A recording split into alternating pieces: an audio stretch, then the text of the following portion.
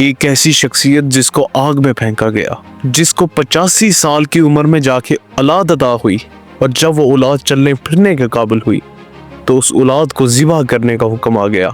जिस शख्स को मुल्क बदर किया गया, जिस शख्स को गरीबुल वतनी की जिंदगी गुजारनी पड़ी, जिसकी पूरी जिंदगी मुश्किलात से भरी थी, जिस शख्सियत के बारे में खुद अल्लाह ताला फरमाते हैं कि हमने जब जब आजमाया इब्राहीम को, इब्राहीम पूरा उतरा हर बात पर। सलामुन अला इब्राहीम, सलाम थे इब्राहीम पर, वो हमारे नेक बंदों में से था। फिर फरमाया इब्राहीम तो अकेला एक उम्मत था।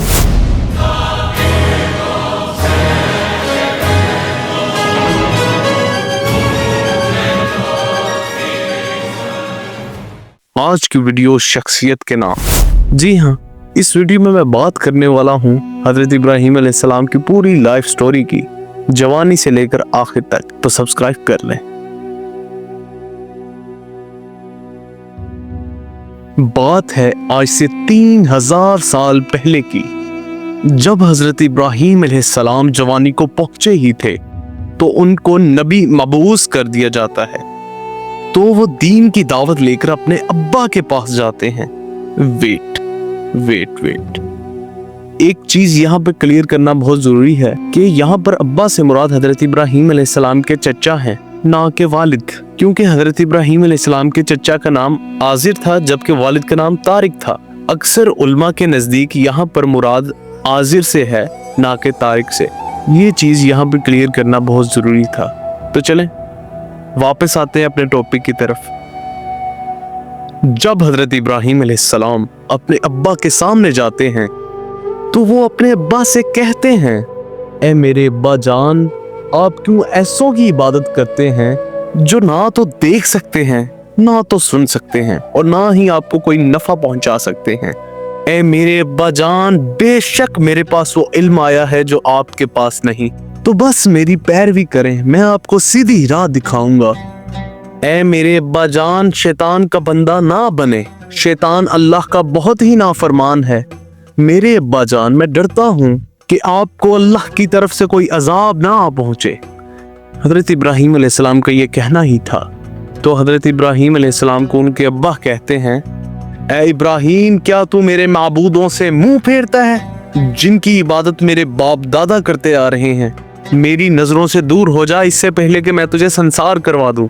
तो इस पर हजरत इब्राहीम अलैहिस्सलाम कहते हैं, तो बस आपको सलाम है, अनकरीब मैं अपने रब से आपके लिए दुआ करूंगा।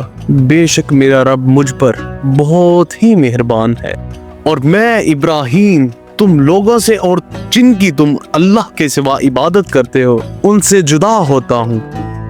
ये कह के हजरत इब्राहीम अलैहिस्सलाम वहां से चले जाते हैं, और वक्त गुजरता रहता है और दीन की दावत इसी तरह जारी रहती है।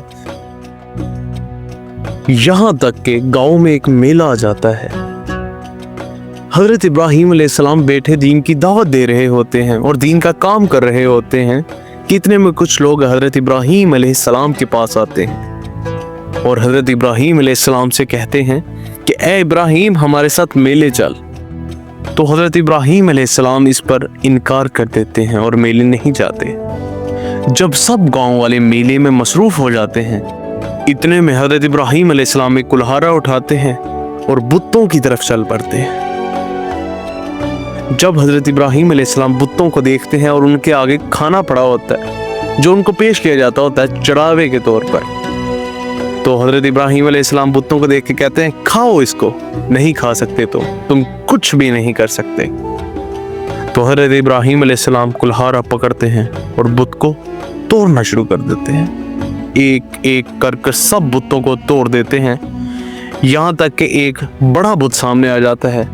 तो वो कुल्हाड़ा बड़े बुत के कंधे पर रख देते हैं। जब गांव वाले मेले से फारिग होकर वापस आते हैं गांव की तरफ, तो बुतों को टूटा हुआ देखकर हैरान हो जाते हैं और कहते हैं, ये उसी जवान लड़के का काम है जो इनों के खिलाफ बोलता रहता है। हाँ, उसका नाम इब्राहीम है, उसको बुलाओ। तो हजरत इब्राहीम अलैहिस्सलाम को बुलाया जाता है और उनसे सवाल किए जाते हैं। हजरत इब्राहीम अलैहिस्सलाम से पूछा जाता है कि ये बुत तुमने तोड़े हैं? तो हजरत इब्राहीम अलैहिस्सलाम इस पे कहते हैं कि इनके बड़े से पूछो इसने ना तोड़े हों। तो इब्राहीम अलैहिस्सलाम यहाँ पर तोरिया करते हैं। वेट, तोरिया क्या होता है? तोरिया एक ऐसी बात को कहते हैं जो बाज़ाहिरी तौर पर तो झूठ हो, लेकिन बोलने वाला उसको सच के तौर पे बोल रहा हो। अगर मैं आसान अल्फाज में बताऊं तो डबल मीनिंग।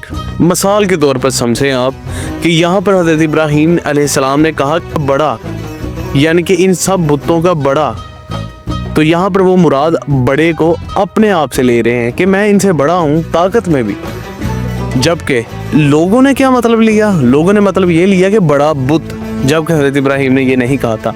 तो इसको तोरिया कहते हैं। तो यहाँ पर ये क्लियर करना बहुत ज़रूरी था। उम्मीद है आपको समझ लग गई होगी।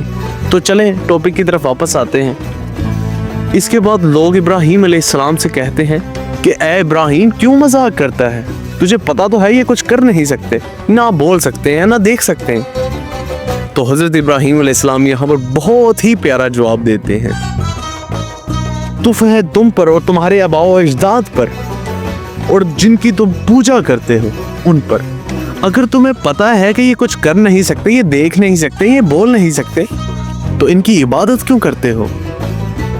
तो इस पर वही रिएक्शन होता, सब हक्का बक्का रह जाते हैं और कहते हैं पकड़ लो इस नौजवान को।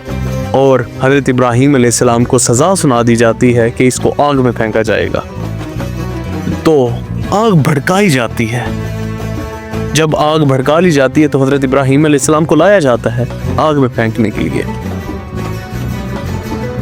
तो हज़रत इब्राहीम अलैहिस्सलाम पढ़ते हैं हस्बुनल्लाहु व निअमल वकील, हस्बुनल्लाहु व निअमल वकील, बेशक मेरे लिए अल्लाह ही काफ़ी है।